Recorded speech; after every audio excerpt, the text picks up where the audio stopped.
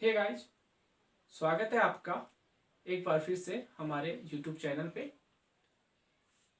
Last class जो मैंने आपको दी है उस क्लास में मैंने आपको IUPAC नोमेनक्लेचर बताए हैं धनायनिक संकुल के और ऋणायनिक संकुल के। ठीक है, उससे रिलेटेड मैंने एक एक क्वेश्चन डाले, ज़्यादा क्वेश्चन नहीं दिए आपको। वो क्वेश्चन आपको फटाफट करके मुझे बता देना है, बहुत इंपॉर्टेंट क्वेश्चन है। ठीक है, और उसको करके मुझे बता देना है। उसके अलावा जितने भी आपके बुक में मैंने जो बुक आपको पीडीएफ में दी है, अगर आपके पास आरबीएससी की बुक नहीं है फिर भी मैंने आपको पीडीएफ में दी है, तो आप टेलीग्राम चैनल ज्वाइन करके वहां से आप पीडीएफ में उस बुक को ले लेना। उसमें जितने भी क्वेश्चन बनते हैं आईयूपीएसी नोमेनक्लेचर से रिलेटेड, जितने भी एग्जाम्पल हैं या पाठ्य पुस्तक निहित जो प्रश्नोत्तर प्रश्न होते हैं, उत्तर तो नहीं होते, प्रश्न होते हैं, वहां पे प्रश्न जो होते हैं वो पीछे लास्ट में चैप्टर के लास्ट में दिए होते हैं, वहां से आप लोग देख लेना कितने आईयूपीएसी नामकरण से एग्जाम्पल बन रहे हैं। वो सारे के सारे एग्जाम्पल आपको सॉल्व करने हैं। अगर कोई भी एग्जाम्पल आपको समझ में नहीं आता है तो आपको क्या करना है, जस्ट जिस दिन आईयूपीएसी नामकरण कंप्लीट होता है उसी दिन मेरे को बता देना है, ताकि मैं नया टॉपिक स्टार्ट करने से पहले आपको समझा सकूं। ठीक है, जैसे कि मैं आज आईयूपीएसी नामकरण माना कि कंप्लीट करता हूं, तो आप कल मुझे बता सकते हो सर ये वाला आईयूपीएसी नामकरण समझ में नहीं आया था, ये मैं हमको समझा दीजिए, तो मैं समझा दूंगा। वैसे ऐसा कोई नामकरण आपकी किताब में नहीं होगा जो आपको समझ में नहीं आएगा। मिस प्रिंटिंग हो सकती है बुक में, हो सकता है मे बी मिस प्रिंटिंग हो जाए। ऑक्सीडेशन स्टेट में मुझे ध्यान आ रहा है, कोई बच्चा आया तो था मेरे पास लास्ट ईयर जब मैं, तो वहाँ पे किसी ने बताया तो था मेरे को। ऑक्सीडेशन नंबर में मेरे को थोड़ा सा डाउट है कि वहाँ पे ऑक्सीडेशन नंबर 1-2 एग्जाम्पल में शायद मिस प्रिंट हो चुके हैं, तो आप लोग देख लेना उसको अच्छे से, जहां पे आपको डाउट लगे मुझे बता देना। ठीक है, आगे बढ़ते हैं आज के टॉपिक में। आज हम बात करने वाले हैं उदासीन संकुल यौगिकों के आईयूपीएसी नामकरण।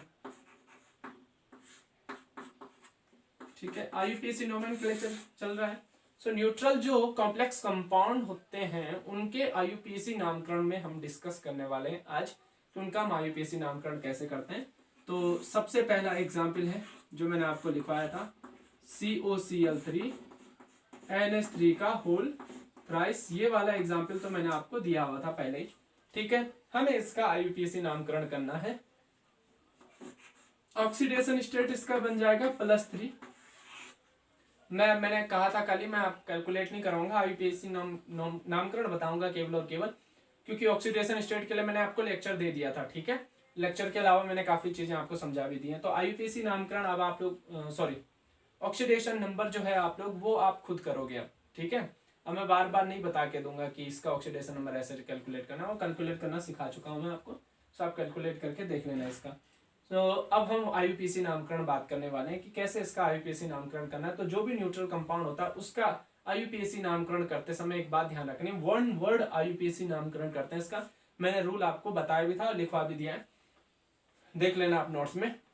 एक ही शब्द में इसका आईयूपीएसी नामकरण करना है, कोई स्पेसिंग लेने की जरूरत नहीं है। जैसे कि हम कल तक कर रहे थे, धनायन ऋणायन के बीच में आयनिक जो कॉम्प्लेक्स कंपाउंड है उनके लिए हम स्पेसिंग करते हैं, लेकिन इसके लिए हम स्पेसिंग नहीं करते हैं। इस बात का आपको बिल्कुल ध्यान रखना है। तो वन वर्ड नेम रहेगा इसका। ठीक है, अब कैसे करते हैं नामकरण, वन वर्ड नेम है, कोई धनायन ऋणायन नहीं है, तो पहले किसको लिखना है बाद में किसको लिखना है वो झंझट ही खत्म है। अब तो सीधा सीधा कॉम्प्लेक्स का नाम कैसे लिखते हैं वो आपको अच्छे से पता है। कॉम्प्लेक्स का नाम लिखते समय हम सबसे पहले लिगेंड का नाम लिखते हैं, उसके बाद केंद्रीय धातु परमाणु का नाम लिखते हैं। ये मैंने आपको रूल में बताया है। रूल में मैंने एक और चीज बताई थी आपको कि अगर आपके एक से अधिक प्रकार के लिगेंड है, जैसे कि यहाँ पे मौजूद है, एक एमीन है और एक आपका क्लोरिडो है या क्लोरो है। ठीक है, नंबर तो 3 थे ना, मैं टाइप की बात कर रहा हूँ। एक टाइप आपके पास एमीन है, एक टाइप आपके पास क्लोरो या क्लोरिडो है। तो अब इनका आईयूपीएसी नामकरण लिखते समय आपको सबसे पहले लिगेंड में किसका नामकरण करना होता है, अल्फाबेटिकली जो पहले आता है उसका आईयूपीएसी नाम हम पहले लिखते हैं, या उसका नाम पहले लिखते हैं। ठीक है, आईयूपीएसी नहीं, उसका नाम हम पहले लिखते हैं। तो इसका नाम हम पहले लिखेंगे क्योंकि एमीन पहले आता है, क्लोरिडो बाद में आता है। तो ये क्या है, 3 है, 3 को क्या लिखते हैं, ट्राई, तो हम लिख सकते हैं ट्राई एमीन। और ये क्या है, क्लोरो, कितने क्लोरो है, 3 है, इसको लिख देंगे हम ट्राई क्लोरो। तो ट्राई एमीन ट्राई क्लोरो। अब लिखते हैं हम केंद्रीय धातु परमाणु का नाम। केंद्रीय धातु परमाणु का नाम लिखने के लिए आपको रूल नंबर 9 याद होगा। उदासीन और अगर धनायनी कॉम्प्लेक्स कंपाउंड है या उदासीन कॉम्प्लेक्स है या धनायनी कॉम्प्लेक्स है तो उसमें आपको क्या करना होता है, केंद्रीय धातु परमाणु का नाम एज सच लिखना होता है, जैसे उसका नाम होता ही है। आपको कोई चेंजिंग इसमें नहीं करनी होती है। तो आप सीधे सीधे इसका नाम कोबाल्ट लिखोगे। ठीक है, तो ये हो गया try amine try chloro cobalt, और ऑक्सीडेशन नंबर इसका कितना है, +3 है, तो आप लोग लिख दोगे 3rd। ये इसका आईयूपीएसी नामकरण हो गया। तो ऐसे आप लोगों को आईयूपीएसी नामकरण करने होते हैं। ठीक है, क्लियर हुई बात। इसी प्रकार से इसका आईयूपीएसी नामकरण हम कर सकते हैं।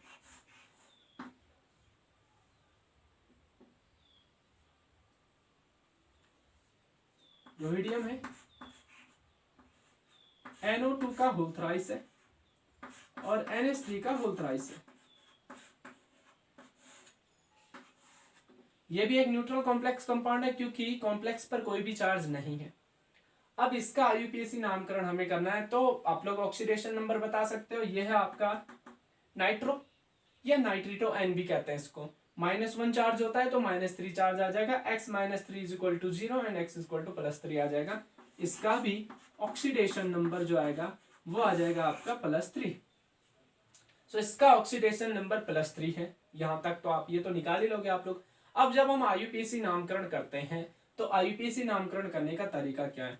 देखो, एक बात मैं आपको पहले भी बता चुका हूं, ऋणात्मक लिगेंड को जस्ट पास में लिखते हैं किसके, सेंटर मेटल एटम के, उसके बाद न्यूट्रल, उसके बाद पॉजिटिव लिगेंड होता है। जो तरीका है लिखने का, हालांकि बुक्स ऐसा फॉलो नहीं करती हैं, बहुत सारी बुक्स कहीं कहीं पर ये चीजें आपको मिलेंगी, तो इन चीजों को ज्यादा माइंड किया नहीं जाता है। लेकिन बहुत सारे प्रोफेसर या बहुत सारे टीचर ऐसे होते हैं जो इन चीज को भी माइंड कर लेते हैं। बट मैं आपके लिए एक पॉजिटिव बात बता देता हूँ, आरबीएससी ने भी इस चीज को फॉलो नहीं किया हुआ है, तो आपके लिए दिक्कत नहीं है। आप कोई सा भी लिगेंड कैसे भी लिख सकते हो। बट एक्चुअली में लिखने का तरीका यही होता है कि पास में सबसे पहले लिगेंड जो होगा वो नेगेटिव लिगेंड होगा।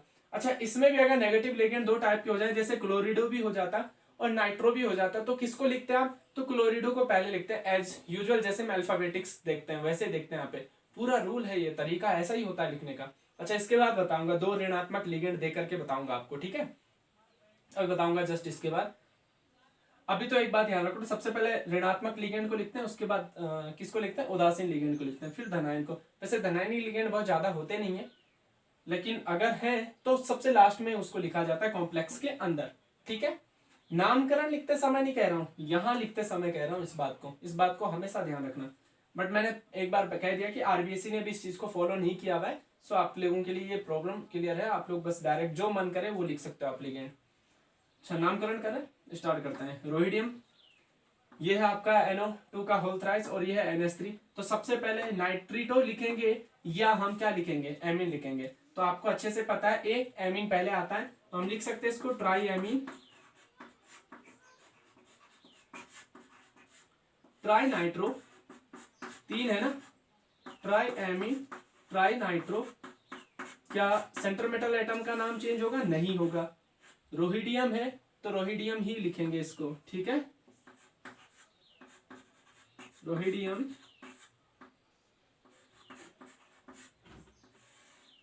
थर्ड। अच्छा, इसको ऐसा भी लिख सकते हैं हम, कभी कभी ऐसा हो सकता है कि नाइट्रो नहीं लिखा हो, नाइट्रो की जगह क्या लिखा हो, नाइट्रिटो लिखा हो। तो ऐसा भी नाम हो सकता है कि ट्राई एमीन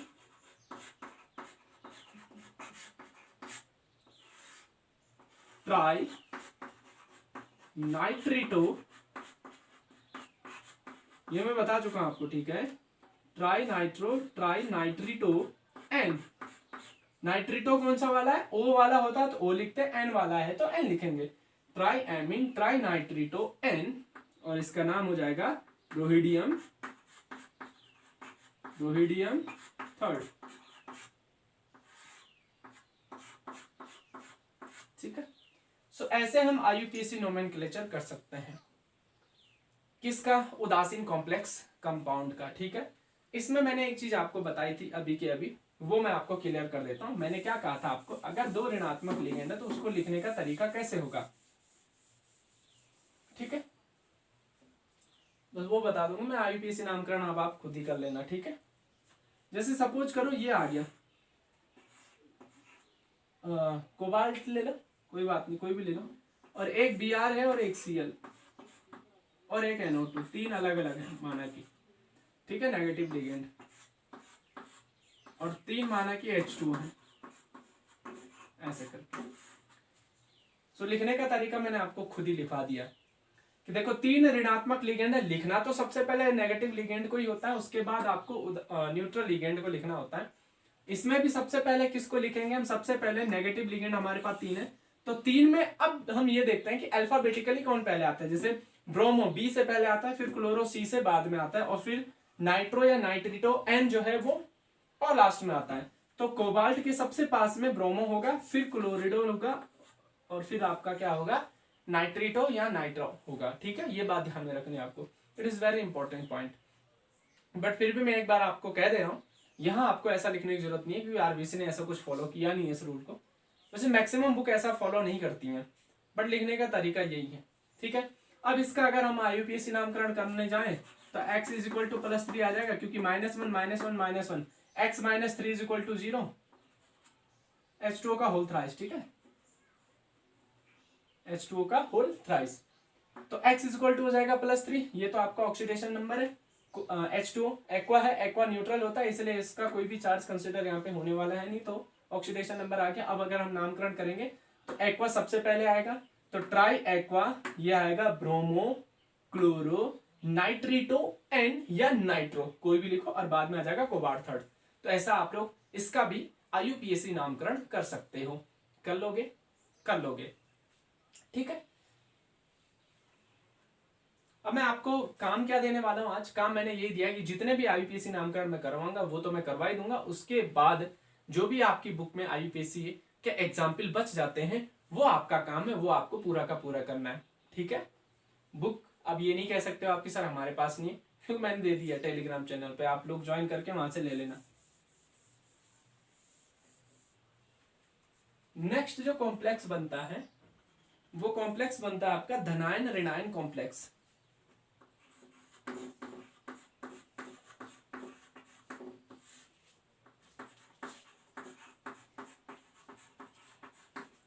अब धनायन ऋणायन संकुल का अगर हमें आईयूपीएसी नामकरण करना है तो हम कैसे इसका आईयूपीएसी नामकरण करेंगे, इसका आपको विशेष रूप से ध्यान रखना है। So positive negative complex compound का आईयूपीएसी नामकरण करने से पहले मैं इसका ऑक्सीडेशन नंबर निकालना आपको सिखा देता हूं, ठीक है। सबसे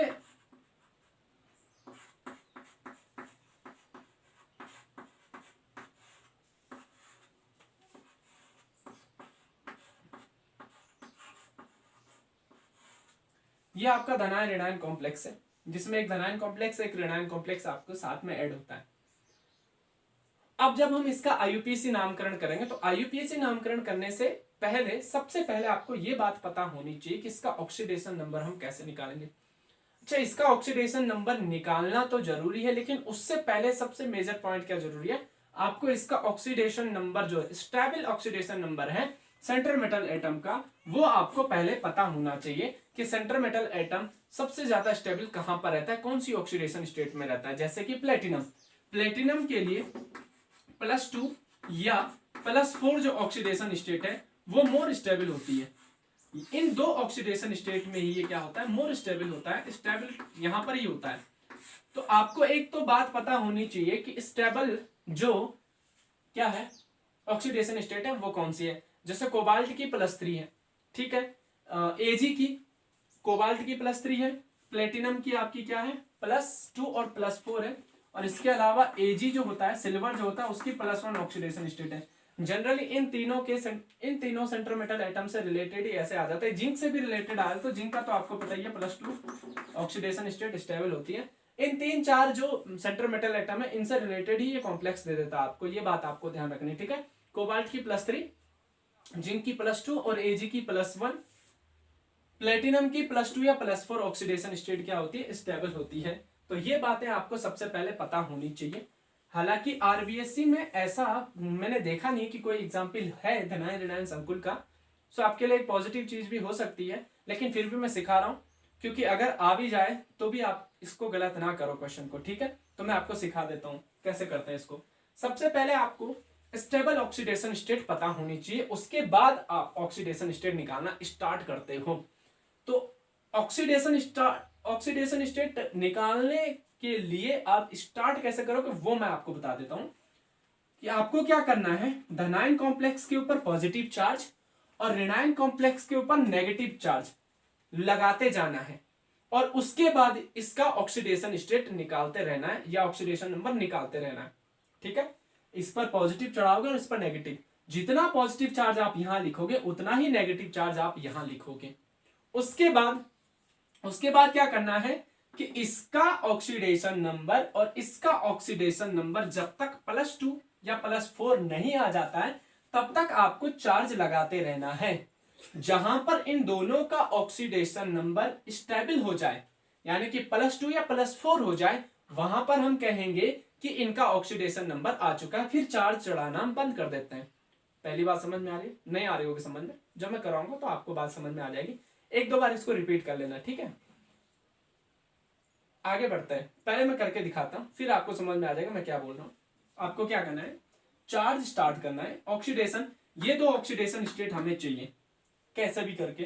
तो हम यहां चार्ज लगाना शुरू कर देंगे। जैसे मैं बताता हूं, पीटी है NH3 का होल 4 और ऊपर लगा दे मैंने +1 चार्ज, ठीक है।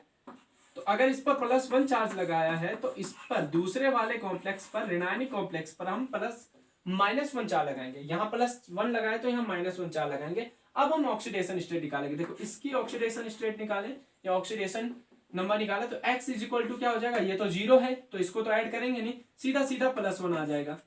क्या ये स्टेबल ऑक्सीडेशन स्टेट है? नहीं है, तो ये तो करने की जरूरत ही नहीं आपको। अगर दोनों में से किसी एक की भी oxidation state stable oxidation state में से नहीं काउंट हो रही है तो वो आगे आपको सॉल्व करने की जरूरत नहीं है। मतलब आप +1 चार्ज से यहाँ कुछ नहीं बनने वाला है, यानी कि -1 चार्ज से भी कुछ नहीं बनने वाला है। फिर भी मैं निकाल के दे देता हूं, इसकी कितनी निकल के आएगी, देखो x -4 इक्वल टू -1, तो x इक्वल टू आ जाएगी +3। अगर ये स्टेबल नहीं है और ये स्टेबल हो भी जाए तब भी उससे फर्क नहीं पड़ने वाला, ये आपको काउंट नहीं करना है, ठीक है। तो यहां पर तो ये भी स्टेबल नहीं है और ये भी स्टेबल नहीं है, तो माना कि हम कह सकते हैं यहाँ पे +1 चार्ज से कुछ भी नहीं होने वाला है, तो हमें चार्ज को बढ़ाना पड़ेगा। अब मैं चार्ज को बढ़ा दूं तो NH3 का होल 4 आ जाएगा और यहां लिख दूंगा मैं 2 पॉजिटिव चार्ज और इस पर लिख दूंगा PtCl4 2 नेगेटिव चार्ज। अब अगर मैं इसको कंसिडर करूं, इसका ऑक्सीडेशन नंबर निकालूं तो x इक्वल टू यहां तो आ जाएगा +2। क्या ये स्टेबल है? बिल्कुल स्टेबल ऑक्सीडेशन स्टेट है, ठीक है। इसके बाद अगर मैं इसका ऑक्सीडेशन स्टेट निकालूंगा तो x -4 इक्वल टू -2 आ जाएगा और x इक्वल टू आ जाएगा +2। क्या ये भी स्टेबल है? तो ये भी स्टेबल है, तो मैं कह सकता हूं यहां पर दोनों प्लेटिनम की जो ऑक्सीडेशन स्टेट है वो +2 है, +2 है। क्लियर हो गई बात?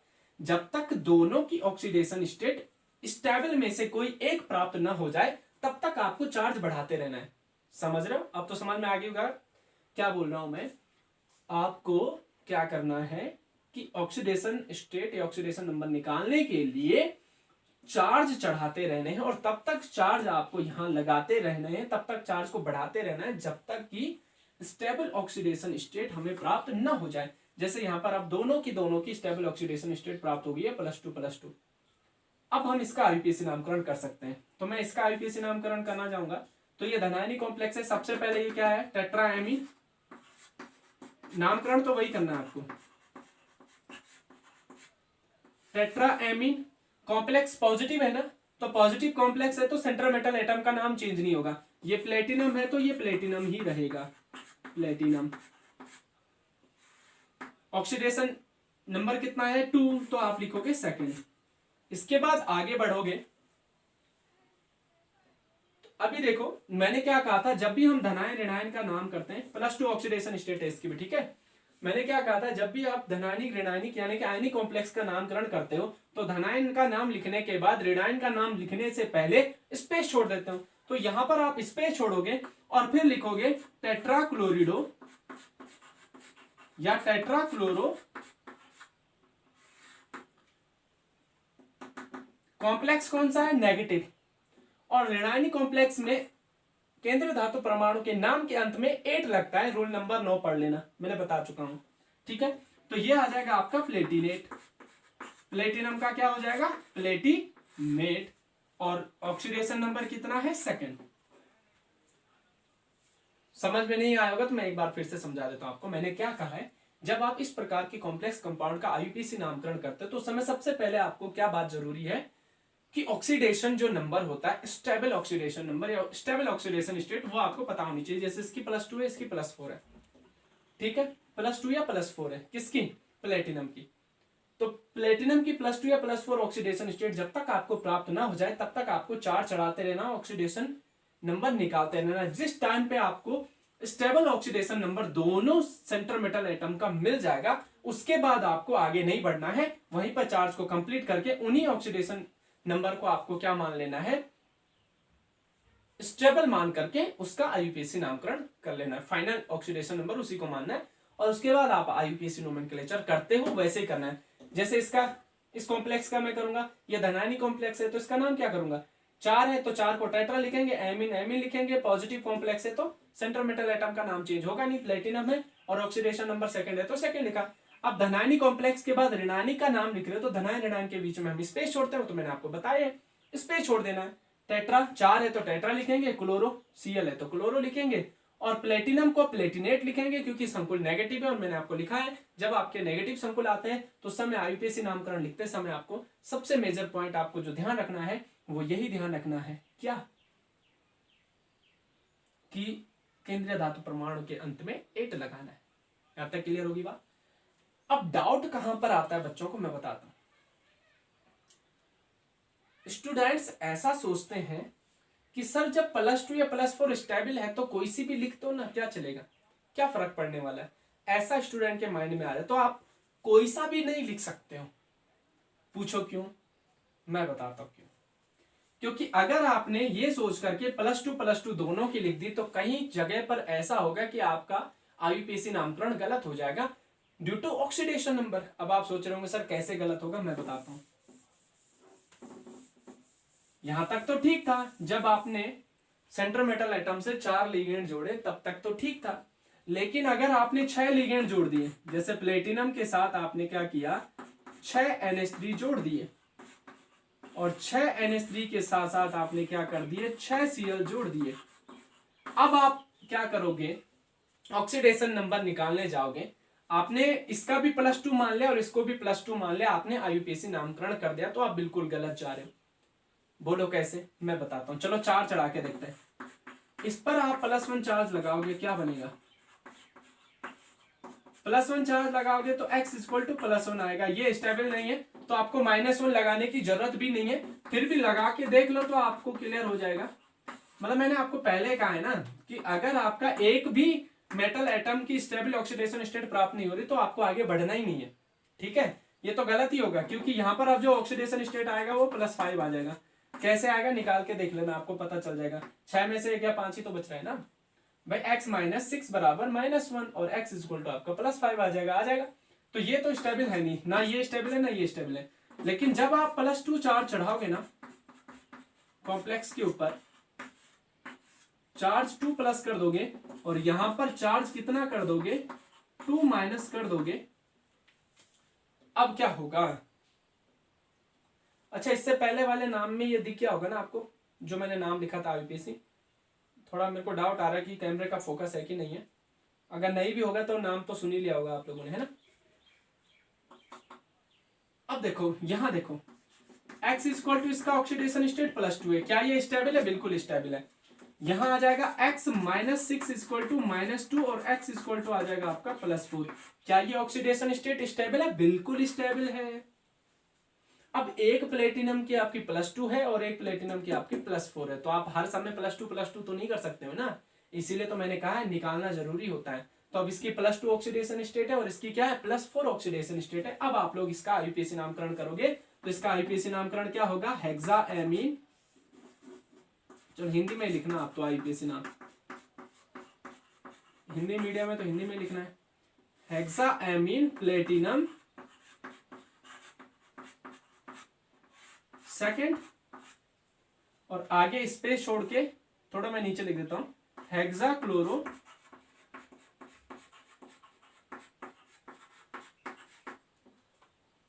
प्लेटिनेट, और यहां पर जो ऑक्सीडेशन नंबर है वो कितना हो जाएगा 4। तो चेंजिंग आया ना थोड़ा सा। हर समय आप एक ही ऑक्सीडेशन स्टेट थोड़ी ना लिख सकते हो कि +2 और तो +2 ही लिखना है। कहीं कहीं पर एक की +2 और दूसरे की +4 भी आ सकती है। इस बात का आपको बिल्कुल ध्यान रखना है। ऐसे में एक आईपीसी नामकरण एक और बता देता हूं, AgNH3 का होल ट्वाइस, AgCN का होल ट्वाइस। आप इसका आईपीसी नामकरण घर से करके लाओगे। मैंने आपको बता दिया सिल्वर की जो ऑक्सीडेशन स्टेट है वो +1 है, तो आप घर पर करके नहीं लाओगे, करोगे और मेरे को सेंड करोगे, ठीक है। ऑनलाइन क्लासेस है तो आप करके मेरे को बता देना टेलीग्राम चैनल में इसका आईपीसी नामकरण, ठीक है। चलो अब हम लास्ट ब्रिज कॉम्प्लेक्स पर बढ़ते हैं, सेतु संकुल यौगिक पर बढ़ते हैं, उसका आईयूपीएसी नामकरण करेंगे एंड देन ये आईयूपीएसी नामकरण से रिलेटेड टॉपिक आपका कंप्लीट हो जाएगा, ठीक है। सेतु संकुल यौगिकों का आईयूपीएसी नामकरण।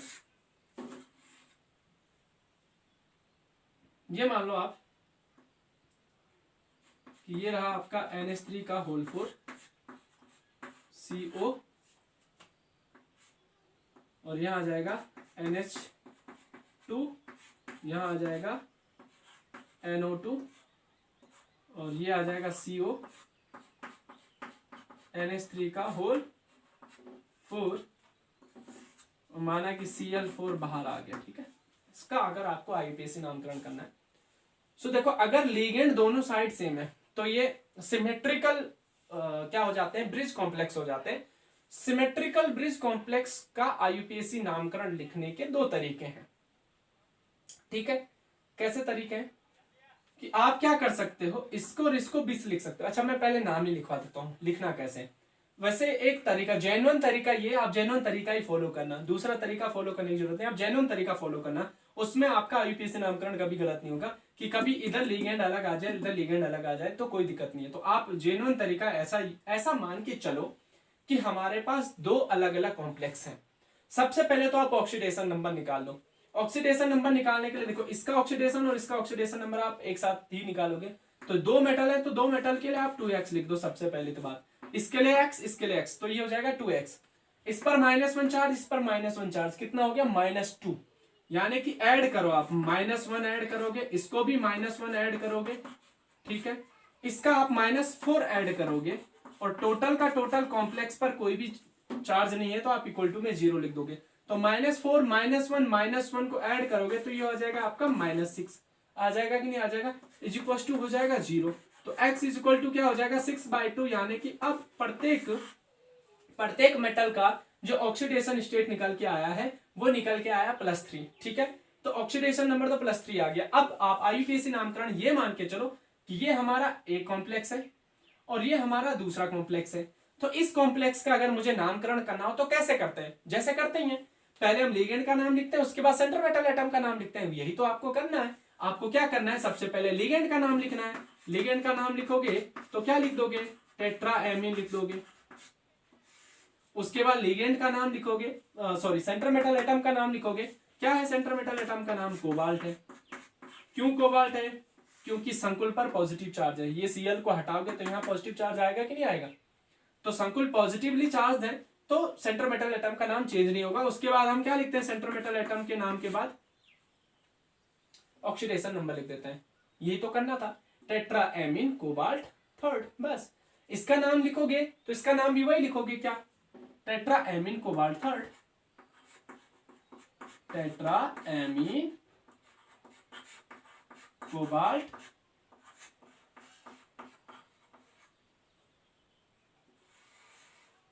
3rd। ये लिख दिया दोनों का, जैसे लिखते हैं वैसे लिखना। अब बस ये याद रखना है जो ब्रिज लीगेंड होते हैं ना, उन ब्रिज लीगेंड को हम म्यू से रिप्रेजेंट करते हैं। किससे रिप्रेजेंट करते हैं, म्यू से रिप्रेजेंट करते हैं। तो पहला ब्रिज लीगेंड है आपका एमिडो और दूसरा है नाइट्रिटो एन या नाइट्रो। ठीक है, आप नाइट्रेटो लिखो चाहे नाइट्रो लिखो, एक ही बात है। तो नाइट्रो लिख के चलो इसको। तो ए पहले आता है, एन बाद में आता है, तो आपको क्या लिखना है, म्यू एमिडो, और इसको क्या लिख देना है, म्यू नाइट्रेटो या म्यू नाइट्रो। बस बात खत्म। ये इसका आईयूपीएसी नामकरण हो गया। और लास्ट में स्पेस छोड़ के क्या लिख देना, स्पेस छोड़ने के लिए जगह नहीं है, आप छोड़ देना, फाइनली इसका नाम लिख दोगे आप फ्लोराइड। ये इसका आईयूपीएसी नामकरण है। ऐसे करते हैं। मैंने क्या कहा, आप इसको अलग कॉम्प्लेक्स मान लो, एक इसको अलग कॉम्प्लेक्स मान लो। तो जैसे आप कॉम्प्लेक्स का नाम लिखते हो, क्या लिखते हो, लिगेंड का नाम पहले, सेंट्रल मेटल एटम का नाम बाद में, और उसके बाद ऑक्सीडेशन नंबर, दोनों का अलग अलग लिख दो।